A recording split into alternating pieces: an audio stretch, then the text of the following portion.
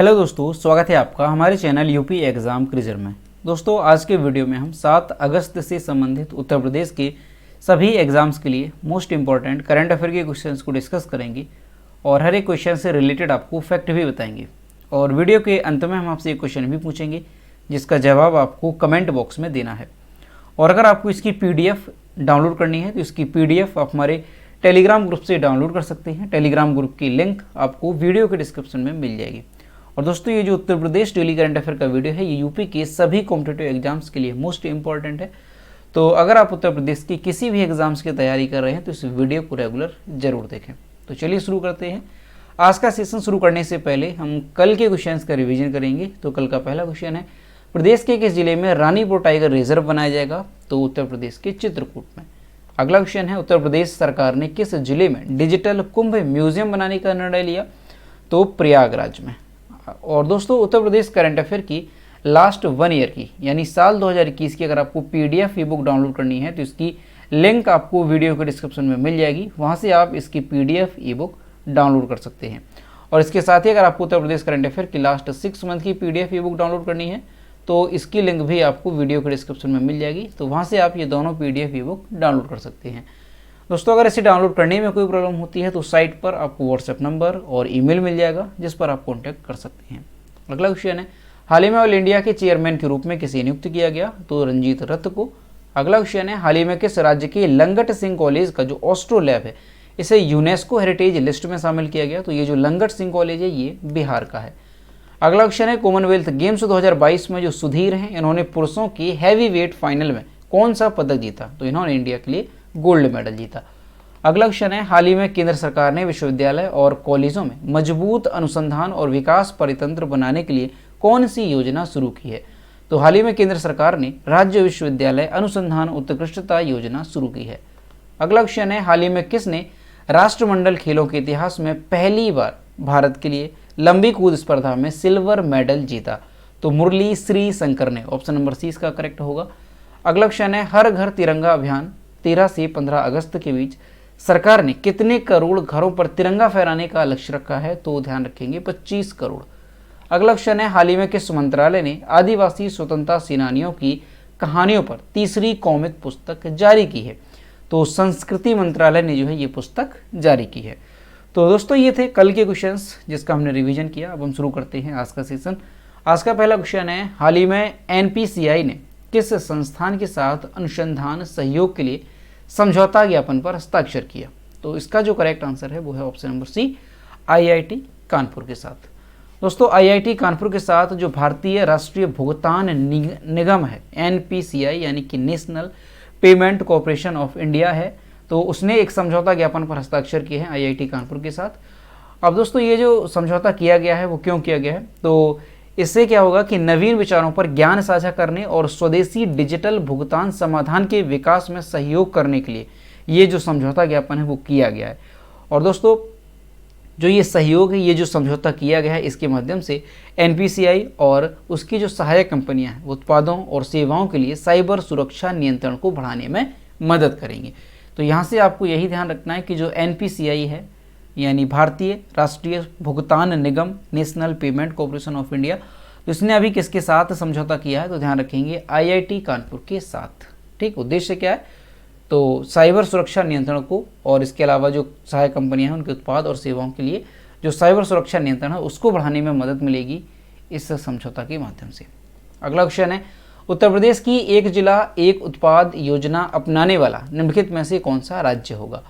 तो इसका जो करेक्ट आंसर है वो है option number C, Arunachal Pradesh. दोस्तों, उत्तर प्रदेश की जो एक योजना है आप सभी को पता होगा, वन डिस्ट्रिक्ट वन प्रोडक्ट। तो ये जो योजना है ये इतनी सफल हुई कि इसका हमारे पूरे देश में इसकी चर्चाएं हैं। इसके साथ ही देश के बाहर भी जो है कई देशों में इसकी जो है काफ़ी चर्चा हैं। तो अभी क्या हुआ कि जो एक अरुणाचल प्रदेश राज्य है ये प्रभावित होकर के इस योजना से प्रभावित होकर के अरुणाचल प्रदेश ने भी अपने राज्य में इस तरह की योजना लागू करने की जो है घोषणा की है।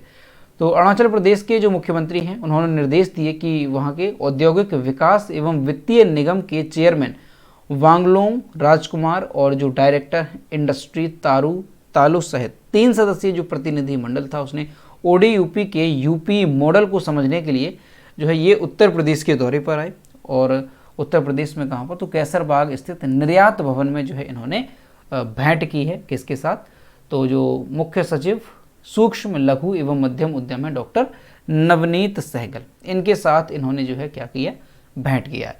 ठीक, तो यहाँ से ध्यान रखना है कि उत्तर प्रदेश की जो ODOP योजना है इससे प्रभावित होकर के अपने राज्य में भी लागू करने की जो तैयारी है वो कौन सा राज्य कर रहा है, तो ये अरुणाचल प्रदेश कर रहा है। इसी तरह की योजना वो अपने प्रदेश में भी लागू करना चाहता है। दोस्तों यहाँ से क्वेश्चन आपको याद रखना है कि अभी आपको याद होगा कि उत्तर प्रदेश की जो योजना है एक जिला एक उत्पाद योजना, इससे प्रभावित होकर के जो इंडोनेशिया कंट्री है तो वहाँ पर भी इसी तरह की एक योजना शुरू की गई थी। कौन सी योजना, तो एक गांव एक उत्पाद योजना वहाँ पर शुरू की गई थी इसी योजना से प्रभावित होकर के। ठीक है, ध्यान रखेंगे हमारे प्रदेश में अभी जो है इसी तरह की 2 और योजनाएं शुरू की गई हैं। जैसे एक जिला एक उत्पाद योजना है, इसी के तर्ज पर शुरू किया गया था एक जिला एक खेल योजना, और अभी जो है हाल ही में कुछ दिनों पहले मुख्यमंत्री ने घोषणा की है कि एक तहसील एक उत्पाद योजना भी प्रदेश में जो है शुरू की जाएगी। ठीक, तो ये तीनों ध्यान रखेंगे। अगला क्वेश्चन है, उत्तर प्रदेश में हर महीने किस दिन ब्लॉक दिवस आयोजित किया जाएगा, तो इसका जो करेक्ट आंसर है वो है ऑप्शन नंबर ए, महीने का पहला और तीसरे बुधवार को। दोस्तों उत्तर प्रदेश में जो है ब्लॉक दिवस आयोजन किया जाएगा, और ये कब आयोजन किया जाएगा, तो हर महीने के पहले और तीसरे बुधवार को जो है ब्लॉक दिवस का आयोजन किया जाएगा। अब ये जो ब्लॉक दिवस का आयोजन उत्तर प्रदेश में किया जाएगा तो इसका उद्देश्य क्या होगा, तो इसका उद्देश्य यही होगा कि जो ब्लॉक दिवस आयोजित किया जाएगा उस दौरान, जैसे पहला और तीसरा बुधवार होगा, तो इस दौरान जो नागरिक हैं, जो लोग हैं, वो अपनी समस्याएं लेकर के जाएंगे और उनकी जो समस्याएं हैं उनका निराकरण किया जाएगा। ठीक है, तो यही इसका उद्देश्य होगा कि लोगों की समस्याओं का निराकरण जो है किया जाएगा। दोस्तों जो उप मुख्यमंत्री हैं केशव प्रसाद मौर्य, उनकी पहल पर ये जो व्यवस्था है वो लागू की गई है। ठीक, तो ध्यान रखेंगे उत्तर प्रदेश में ये जो ब्लॉक दिवस आयोजित करने का फैसला लिया गया, तो कब ब्लॉक दिवस जो है आयोजित किया जाएगा, तो हर महीने के पहले और तीसरे बुधवार को ब्लॉक दिवस आयोजन किया जाएगा। अगला क्वेश्चन है, कॉमनवेल्थ गेम्स 2022 में भारत के बजरंग पुनिया और इसके साथ ही साक्षी मलिक और दीपक पुनिया ने कुश्ती में कौन सा पदक जीता, तो ये जो 3 एथलीट हैं इन्होंने गोल्ड मेडल जीता है इंडिया के लिए। ऑप्शन नंबर ए इसका करेक्ट होगा। यहाँ पर आप सभी की इमेज देख सकते हैं, ये बजरंग पुनिया हैं, ये साक्षी मलिक हैं और ये दीपक पुनिया हैं। दोस्तों जो बजरंग पुनिया हैं, जो साक्षी मलिक हैं और जो दीपक पुनिया हैं, इन्होंने बर्मिंघम में कुश्ती में, ये भी ध्यान रखेंगे, कुश्ती की जो स्पर्धा थी उसमें स्वर्ण पदक जीता है। जो बजरंग पुनिया हैं इन्होंने पुरुषों के 65 किलोग्राम भार वर्ग में कुश्ती में स्वर्ण पदक जीता फ्री स्टाइल कुश्ती में, और जो साक्षी मलिक हैं उन्होंने महिलाओं के 62 किलोग्राम वर्ग में स्वर्ण जीता, और जो दीपक पुनिया हैं इन्होंने फ्री स्टाइल 86 किलोग्राम भार वर्ग में पाकिस्तान के मोहम्मद इनाम को हराया और इंडिया के लिए तीसरा कुश्ती में गोल्ड मेडल जीता। दोस्तों जो बजरंग पुनिया है और जो दीपक पुनिया है इनका जन्म कहाँ पर हुआ था, तो ध्यान रखेंगे ये दोनों ही एथलीट हरियाणा के झज्जर जिले के हैं, यहीं पर इनका जन्म हुआ था। और जो साक्षी मलिक हैं ये भी हरियाणा से ही हैं, लेकिन इनका जो जन्म है वो रोहतक जिले में हुआ था। तो ये एक यहाँ पर जो है काफ़ी खास बात है कि ये तीनों एथलीट है ये तीनों ही कहाँ से हैं, ये हरियाणा से हैं। तो ध्यान रखेंगे आप, कई बार पूछ लिया जाता है कि बजरंग पुनिया या दीपक पुनिया या साक्षी मलिक ये जो है किस राज्य से संबंधित हैं, तो हरियाणा से संबंधित हैं, और किस जिले से संबंधित है तो ये भी आपको ध्यान रखना है। बजरंग और जो दीपक पुनिया हैं ये झज्जर से संबंधित हैं, जबकि जो साक्षी मलिक है ये रोहतक से संबंधित हैं। तो यहाँ से आपको ध्यान रखना है, क्वेश्चन वेरी इंपॉर्टेंट है कि जो कॉमनवेल्थ गेम्स हैं उसमें जो है ये जो 3 एथलीट हैं उन्होंने कौन सा मेडल जीता और किस स्पर्धा में जीता और किस भार वर्ग में जीता, तो सभी आपको यहाँ पर ध्यान रखने हैं। अगला क्वेश्चन है, हिरोशिमा दिवस जो है ये हर साल विश्व स्तर पर कब मनाया जाता है, तो दोस्तों जो हिरोशिमा दिवस है ये 6 अगस्त को मनाया जाता है। ऑप्शन नंबर 20 का करेक्ट होगा। दोस्तों हर साल जो हिरोशिमा दिवस है ये 6 अगस्त को मनाया जाता है। ये क्यों मनाया जाता है, इसका कारण क्या है, तो अभी सब बताएंगे। तो 6 अगस्त को हिरोशिमा दिवस मनाया जाता है। और दोस्तों ये जो हिरोशिमा दिवस है क्यों मनाया जाता है, तो हिरोशिमा पर जो बम हमला किया गया था उसके प्रभावों के बारे में जागरूकता बढ़ाने के लिए ये दिवस मनाया जाता है। दोस्तों दरअसल क्या है कि जो 6 अगस्त के दिन क्या हुआ था, पहले दोस्तों थोड़ा बैकग्राउंड में जाते हैं। तो दोस्तों जो सेकेंड वर्ल्ड वॉर है ये कब हुआ था, तो सेकेंड जो वर्ल्ड वॉर है ये 1 सितंबर 1939 को ये शुरू हुआ था और कब तक चला था, तो 2 सितंबर 1945 1945 तक चला था सेकेंड वर्ल्ड वॉर। द्वितीय विश्व युद्ध जो है ये 1 सितंबर 1939 को शुरू हुआ और 2 सितंबर 1945 तक ये चला था। अब दोस्तों ये जो परमाणु बम है वो हिरोशिमा और नागासाकी पर अमेरिका के द्वारा क्यों गिराया गया था, इसका कारण क्या था? तो इसका कारण ये था कि जो द्वितीय विश्व युद्ध था इसमें दोस्तों ये द्वितीय विश्व युद्ध किन किन के बीच हुआ था? तो ये हुआ था मित्र राष्ट्रों और जो ध्रुवीय राष्ट्र थे उनके बीच में ये युद्ध हुआ था, द्वितीय विश्व युद्ध। अब जैसे जो ध्रुवीय राष्ट्र थे उसमें कौन कौन से देश शामिल थे? तो उसमें था जर्मनी, इटली, जापान, ऑस्ट्रिया, तो ये बड़े देश इसमें शामिल थे। और जो मित्र राष्ट्र थे उसमें कौन से देश शामिल थे? तो उसमें था ब्रिटेन है, फ्रांस है, सोवियत संघ है, इसके अलावा अमेरिका। तो ये कुछ बड़े देश थे आपके मित्र राष्ट्रों के बीच, और जो ध्रुवीय राष्ट्र थे उसमें वो देश शामिल थे। अब दोस्तों क्या था कि जो मित्र राष्ट्र हैं इन्होंने द्वितीय विश्व युद्ध को जो है पूरी तरह से जीत लिया था, लेकिन जो एक लास्ट देश था जो ध्रुवीय राष्ट्रों का जो देश था जापान, ये जो है आत्मसमर्पण करने को तैयार नहीं था। तो इसी वजह से जो मित्र राष्ट्रों में अमेरिका देश शामिल था तो इसने जापान के जो हिरोशिमा और नागासाकी पर है इस पर जो है परमाणु बम गिराया था, और इसके बाद जो है जापान ने आत्मसमर्पण कर दिया था। तो यही कारण था कि हिरोशिमा और नागासाकी पर अमेरिका ने परमाणु बम क्यों गिराया था, क्योंकि ये जो देश है ये आत्मसमर्पण करने को तैयार नहीं था। अब दोस्तों ये जो परमाणु बम है ये कब गिराया गया था हिरोशिमा पर? तो 6 अगस्त, ध्यान रखेंगे 6 अगस्त 1945 को जो है ये परमाणु बम गिराया गया था हिरोशिमा पर। और नागासाकी पर कब गिराया गया था? तो वो 9 अगस्त को गिराया गया था। ठीक, ध्यान रखेंगे नागासाकी पर जो है 9 अगस्त को गिराया गया था। अब दोस्तों ये जो परमाणु बम यहाँ पर गिराए गए तो यहाँ पर ये जो स्थिति है वो आई कि यहाँ पर हज़ारों लोगों की जान चली गई थी 6 अगस्त 1945 के दिन। और ये जो परमाणु बम है तो जो हिरोशिमा है ये यहाँ पर जो है पहला ऐसा शहर था जहाँ पर परमाणु बम से हमला किया गया। और दोस्तों आज भी देखा जाए जो हिरोशिमा और नागासाकी है वहाँ पर जो लोग हैं वो जो अपंग होते हैं, जो बच्चे हैं वो अपंग होते हैं, ऐसा अभी तक वहाँ पर जो है प्रभाव देखने को मिला है इस परमाणु बम का। अब दोस्तों जो एग्जाम में क्वेश्चन पूछा जाता है वो कई बार पूछा जाता है कि हिरोशिमा पर जो परमाणु बम गिराया गया था तो उसका नाम क्या था? तो हिरोशिमा पर जो परमाणु बम गिराया गया था उसका नाम था ध्यान रखेंगे द लिटिल बॉय का जो परमाणु बम था वो गिराया गया था कहाँ पर? हिरोशिमा में, ध्यान रखेंगे। और नागासाकी पर कौन सा गिराया गया था? तो द फैट मैन ये गिराया गया था आपका नागासाकी पर, ध्यान रखेंगे आप, नागासाकी पर गिराया गया था द फैट मैन। और ये गिराया गया था कहाँ पर? हिरोशिमा में, ध्यान रखेंगे हिरोशिमा। तो ये भी क्वेश्चन एग्जाम में कई बार पूछ लिया जाता है कि द लिटिल बॉय जो है ये परमाणु बम कहाँ पर गिराया गया था? तो हिरोशिमा में। और जो द फैट मैन है ये आपका नागासाकी में गिराया गया था। और दोस्तों इसी वजह से हर साल 6 अगस्त को हिरोशिमा दिवस मनाया जाता है, और 9 अगस्त को जो नागासाकी पर गिराया गया था तो उस वजह से 9 अगस्त को जो है नागासाकी दिवस मनाया जाता है। अगला क्वेश्चन है, कॉमनवेल्थ गेम्स 2022 में पुरुष फ्री स्टाइल में पहलवान जो मोहित ग्रेवाल हैं इन्होंने कौन सा मेडल जीता? तो इन्होंने जो है कांस्य पदक जीता है, ऑप्शन नंबर सी होगा इसका करेक्ट। और यहाँ पर इनकी इमेज देख सकते हैं। दोस्तों जो भारतीय पहलवान है मोहित ग्रेवाल, इन्होंने जमैका के आरोन जॉनसन को हराया है और राष्ट्रमंडल खेल 2022 में पुरुषों की फ्री स्टाइल 125 किलोग्राम में कांस्य पदक जीता है। इसके अलावा आपको ध्यान रखना है जो भारतीय पहलवान अंशु मलिक हैं इन्होंने राष्ट्रमंडल खेल 2022 में महिला फ्री स्टाइल 57 किलोग्राम भार वर्ग में रजत पदक जीता है। और जो मलिक हैं इन्होंने राष्ट्रमंडल खेल 2022 की कुश्ती में भारत के लिए पहला पदक जीता। तो यहाँ से दोस्तों ध्यान रखेंगे दोनों ही नाम कि जो मोहित ग्रेवाल हैं इन्होंने कांस्य पदक जीता है 125 किलोग्राम भार वर्ग में, और जो भारतीय महिला पहलवान है अंशु मलिक इन्होंने 57 किलोग्राम भार वर्ग में रजत पदक जीता है। और जो अंशु मलिक हैं इन्होंने कॉमनवेल्थ गेम्स यानी कि राष्ट्रमंडल खेल 2022 में कुश्ती की जो स्पर्धा है उसमें भारत के लिए पहला मेडल जीता। और अभी जो 3 नाम बताए वो गोल्ड मेडल जीते गए हैं कुश्ती में इंडिया के लिए। यहाँ पर आप इनकी इमेज देख सकते हैं, ये हैं पहलवान अंशु मलिक। अगला क्वेश्चन है, हाल ही में किस राज्य सरकार ने प्रत्येक जिले में एक संस्कृत भाषी गांव विकसित करने का निर्णय लिया? इसका जो करेक्ट आंसर है वो है ऑप्शन नंबर सी उत्तराखंड।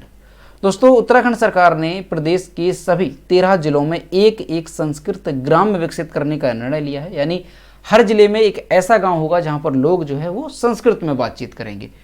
अब दोस्तों जो उत्तराखंड के शिक्षा मंत्री हैं धन सिंह रावत, उन्होंने ये कहा कि यहाँ के जो लोग हैं, ये जो गांव हैं जहाँ पर संस्कृत ग्राम जो है जिसे विकसित किया जाएगा, तो इस गांव के जो निवासी हैं उन्हें प्राचीन भारतीय भाषा को दैनिक बोलचाल में इस्तेमाल करने का प्रशिक्षण दिया जाएगा। और जो संस्कृत है ये दूसरी आधिकारिक भाषा है प्रदेश की, यानी कि उत्तराखंड की। दोस्तों ये जो संस्कृत ग्राम में विकसित करने का निर्णय लिया गया है, क्यों लिया गया है? तो संस्कृत को बढ़ावा देने के लिए जो है इस तरह की जो पहल है वो प्रदेश में शुरू की गई है। ठीक, तो ध्यान रखेंगे, काफ़ी इंपॉर्टेंट रहेगा, उस क्वेश्चन पूछा जा सकता है कि किस राज्य सरकार ने प्रदेश के सभी 13 जिलों में एक एक संस्कृत ग्राम विकसित करने का निर्णय लिया? तो ध्यान रखेंगे उत्तराखंड सरकार ने। संस्कृत ग्राम का मतलब क्या है? यानी हर जिले में एक ऐसा गांव होगा जहां पर सभी लोग जो है संस्कृत में ही बातचीत करेंगे। और दोस्तों जो उत्तराखंड ये राज्य है, ये देश का पहला ऐसा राज्य बन गया है इस तरह की पहल करने वाला, तो ये भी आपको ध्यान रखना है। हालांकि दोस्तों एक जो कर्नाटक है, तो दोस्तों कर्नाटक में एक ऐसा गांव है जहां पर सिर्फ संस्कृत बोली जाती है। ठीक है, लेकिन वो हरियाणा जो कर्नाटक है, पूरे कर्नाटक में सिर्फ एक गांव है, तो वो भी आपको ध्यान रखना है। हो सकता है पूछ लिया जाए कि किस राज्य में ऐसा किस राज्य में जो है एक गांव ऐसा है जो जहाँ पर सभी लोग संस्कृत में बातचीत करते हैं, तो वो कर्नाटक में है पहला। और उत्तराखंड में जो है अब जो है संस्कृत ग्राम विकसित किए जाएंगे, तो उत्तराखंड से पहले कर्नाटक में भी है, ये ध्यान रखना है। दोस्तों उत्तराखंड की अगर बात करें तो उत्तराखंड से संबंधित आपको ध्यान रखना है, उत्तराखंड के जो मुख्यमंत्री हैं वो हैं पुष्कर सिंह धामी। उत्तराखंड के जो राज्यपाल हैं वो कौन है? तो लेफ्टिनेंट जनरल गुरमीत सिंह, ये उत्तराखंड के राज्यपाल हैं। उत्तराखंड की राजधानी क्या है? तो देहरादून, ये शीतकालीन है, और जो गैरसैंण है ये ग्रीष्मकालीन है। ठीक है, तो दोनों ध्यान रखनी है। और इसके अलावा जो उत्तराखंड है यहाँ पर लोकसभा सीटों की संख्या कितनी है? तो ध्यान रखेंगे 5, और जो राज्यसभा सीटों की संख्या वो कितनी है? तो 3। अगला क्वेश्चन है किस राज्य सरकार द्वारा चिराग योजना शुरू की गई है? तो इसका जो करेक्ट आंसर है वो है ऑप्शन नंबर डी, हरियाणा सरकार के द्वारा। दोस्तों जो हरियाणा राज्य है इसके द्वारा अभी चिराग योजना शुरू की गई है। अब जो चिराग योजना है इसका उद्देश्य क्या है और ये किससे संबंधित है? तो दोस्तों जो चिराग योजना है ये सरकारी स्कूलों में जो आर्थिक रूप से कमजोर वर्ग के छात्र हैं उन्हें मुफ्त शिक्षा प्रदान करेगी ये योजना। ठीक है, तो ध्यान रखेंगे आप कि चिराग योजना जो है ये कहाँ से संबंधित है? तो जो चिराग योजना है ये सरकारी स्कूलों के आर्थिक रूप से जो कमजोर वर्ग के छात्र हैं उन्हें फ्री में निःशुल्क जो शिक्षा है वो प्रदान की जाएगी इस योजना के माध्यम से। ठीक, तो ध्यान रखेंगे योजना कहाँ से संबंधित है? हरियाणा से। अब यहाँ पर हरियाणा की बात है तो सबसे पहले मैप में देखेंगे कि हरियाणा है कहाँ पर। तो यहाँ पर आप देख सकते हैं जो ये रेड है पूरा, ये यहाँ पर हरियाणा है, और जो हरियाणा है ये भारत के किन किन राज्यों की सीमा को साझा करता है? तो हरियाणा जो है ये राजस्थान को टच करता है, इसके अलावा उत्तर प्रदेश, इसके अलावा ऊपर की ओर पंजाब हो गया। ठीक है, और यहाँ पर आप देख सकते हैं हिमाचल प्रदेश, और यहाँ पर आपका उत्तराखंड और जो हरियाणा है इसके बीच में यमुना नदी है, तो यमुना नदी के माध्यम से जो है ये दोनों सीमा साझा करते हैं। दोस्तों हरियाणा की कैपिटल क्या है? तो चंडीगढ़ हरियाणा की कैपिटल है। हरियाणा के चीफ मिनिस्टर मनोहर लाल खट्टर और हरियाणा के गवर्नर हैं बंडारू दत्तात्रेय। हरियाणा में लोकसभा सीटों की संख्या कितनी है? तो ध्यान रखेंगे 10, और राज्यसभा सीटों की संख्या कितनी है? तो 5। याद रहेगा आपको 10-5 यहाँ पर राज्यसभा और लोकसभा सीटों की संख्या है। अब दोस्तों हरियाणा से संबंधित कुछ इंपॉर्टेंट क्वेश्चन देखेंगे। तो पहला क्वेश्चन है भारत का पहला विश्व शांति केंद्र ये कहाँ पर स्थापित किया गया? तो हरियाणा के गुरुग्राम में। ध्यान रखेंगे हरियाणा के गुरुग्राम में ये स्थापित किया गया। अगला है भारत का पहला हेली हब कहाँ पर स्थापित किया गया? तो ये भी जो हेली हब है ये भी गुरुग्राम में ही स्थापित किया गया है, तो इसे भी ध्यान रखेंगे। अगला है भारत का पहला ग्रेन एटीएम। ग्रेन एटीएम का मतलब क्या है कि जो अनाज का एटीएम खोला गया था, जिस तरह से जो राशन की दुकानों पर अनाज दिया जाता है, तो इसमें जो हरियाणा है यहाँ पर जो गुरुग्राम में ग्रेन एटीएम खोला गया, तो उसमें क्या है कि एटीएम की तरह एक मशीन होगी जिसके माध्यम से लोगों को अनाज दिया जाएगा। तो जो भारत का पहला ग्रेन एटीएम है ये भी कहाँ पर खोला गया? गुरुग्राम में। ध्यान रखेंगे आप हरियाणा के गुरुग्राम में। अगला है कि एशिया का सबसे बड़ा जो सोलर प्लांट है ये कहाँ पर स्थापित किया गया? तो ये किया गया है मानेसर हरियाणा। ठीक है, ध्यान रखेंगे। और किसने स्थापित किया था? तो मारुति सुजुकी जो है इसने स्थापित किया था। अगला है मातृशक्ति उद्यमिता योजना कहाँ से संबंधित है? तो ध्यान रखेंगे आप ये हरियाणा से संबंधित है, हरियाणा से। अगला है मुख्यमंत्री बागवानी बीमा योजना, ये भी आपके हरियाणा से संबंधित है। चारा बिजाई योजना ये भी हरियाणा से संबंधित है। ई अधिगम योजना ये भी आपका हरियाणा से संबंधित है। तो ये सारी योजनाएं जो है हरियाणा से संबंधित है, और ये कुछ इंपॉर्टेंट क्वेश्चन हरियाणा से रिलेटेड अच्छे से याद रखने हैं। अगला क्वेश्चन है, हाल ही में SAFF अंडर-20 फुटबॉल चैंपियनशिप किस देश ने जीती? तो ये जीती है हमारे देश इंडिया ने। दोस्तों, भारत ने 5 अगस्त 2022 को ओडिशा के भुवनेश्वर में जो आयोजित किया गया था SAFF अंडर-20 फुटबॉल चैंपियनशिप, तो उसकी जो ट्रॉफी है वो इंडिया ने जीती है। किसको हराया है इंडिया ने? तो ध्यान रखेंगे आप, बांग्लादेश को इंडिया ने हराया है और बांग्लादेश को हरा करके इंडिया ने जो SAFF अंडर-20 फुटबॉल चैंपियनशिप है उसे जीता है। और दोस्तों, ये जो चैंपियनशिप जीती गई है ये भारत ने लगातार दूसरी बार जीती है, यानी इससे पहले भी जो है भारत ने ही ये जो चैंपियनशिप है वो जीती थी। ठीक, तो ध्यान रखेंगे आप कि SAFF अंडर-20 फुटबॉल चैंपियनशिप किसने जीती? तो ये जीती है भारत ने। अगला क्वेश्चन है, भारतीय नौसेना की महिला पायलट ने अरब सागर पर कौन सा मिशन पूरा किया? तो इसका जो करेक्ट आंसर है वो है ऑप्शन नंबर बी, सर्वेलांस। दोस्तों, जो भारतीय नौसेना महिला पायलट्स हैं उन्होंने अपने आप में एक इतिहास रचा। उन्होंने जो भारतीय नौसेना की ऑल वीमेन क्रू सदस्य थी डोनियर 228 विमान के जरिए, ये विमान का नाम है, ध्यान रखेंगे, इस विमान के जरिए उन्होंने जो है उत्तरी अरब सागर का निगरानी जो मिशन था, सर्वेलांस मिशन, इसको पूरा किया। दोस्तों, भारतीय नौसेना की ये जानकारी दी है कि पोरबंदर गुजरात स्थित INS 314 नेवल स्क्वाड्रन की 5 महिलाओं ने नारी शक्ति का प्रदर्शन करते हुए उत्तरी अरब सागर में मैरीटाइम रिकॉन्नेसेंस एंड सर्वेलेंस मिशन पूरा किया। तो ध्यान रखेंगे आप, पूछा जा सकता है कि जो मिशन है कौन सा? Surveillance mission. तो ये जो है किसके द्वारा पूरा किया गया है? आपसे कहा जा सकता है ऑप्शन में कि भारतीय वायुसेना, इसके अलावा नौसेना, या इसके अलावा आपकी थल सेना। तो ध्यान रखेंगे आप, ये भारतीय नौसेना की महिला पायलट्स का मिशन था जिन्होंने इसे पूरा किया है। तो दोस्तों, ये थे 7 अगस्त से संबंधित उत्तर प्रदेश के सभी एग्जाम्स के लिए मोस्ट इंपॉर्टेंट करंट अफेयर के क्वेश्चन जो कि हमने डिस्कस किए। अब हम देखते हैं कल की वीडियो को क्वेश्चन जो हमने आपसे पूछा था। तो ये कल की वीडियो को क्वेश्चन जो हमने आपसे पूछा था कि हाल ही में भारत में कितने और रामसर स्थल सूची में शामिल किए गए? इसका जो करेक्ट आंसर था वो ऑप्शन नंबर ए था, 10, और लगभग सभी स्टूडेंट्स ने इसका सही जवाब किया। और मैं आपसे अनुरोध करता हूँ कि जो भी क्वेश्चन आपसे पूछा जाए तो सभी लोग क्वेश्चन का आंसर जरूर किया करो। तो ये है आज का क्वेश्चन, मुख्य न्यायाधीश NV रमन्ना की सिफारिश के अनुसार भारत के अगले मुख्य न्यायाधीश कौन होंगे? इसका जो भी करेक्ट आंसर है वो आपको कमेंट बॉक्स में बताना है। और दोस्तों, सभी लोग क्वेश्चन का आंसर जरूर किया करो। तो दोस्तों, आज का वीडियो कैसा लगा? अगर वीडियो पसंद आया है तो वीडियो को लाइक करें, अपने दोस्तों को साथ शेयर करें, और अगर अभी तक हमारे चैनल पर नए हैं तो चैनल को सब्सक्राइब करना ना भूलें। साथ ही बेल आइकन को भी प्रेस करें ताकि टाइम टू टाइम नोटिफिकेशन आप तक पहुंचता रहे। तो मिलते हैं नेक्स्ट वीडियो में। Thank you.